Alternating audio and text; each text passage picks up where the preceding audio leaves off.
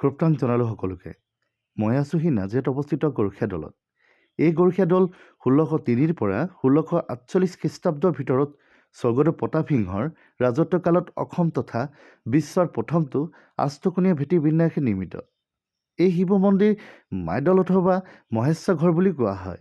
স্বৰ্গদেউ প্ৰতাপ সিংহই ৰজা হোৱাৰ পাছত পূৰ্বতে পূজা কৰা শিৱলিংগটি নিজৰ পৰা নলগাই গড়গাঁও নগৰৰ বিপৰীতে এই ঠাইত অষ্টকোণীয়া ভেটি বিন্যাসে দৌল নিৰ্মাণ কৰি থাপনা থাপি নিয়মিত পূজা সেৱা কৰিছিল। ইটাৰে নিৰ্মিত দৌলটিৰ ইটাৰ মণ্ডপ আৰু চৌদিশৰ পকী বেৰৰ চিনচাপ বৰ্তমান পাবলৈ নাই।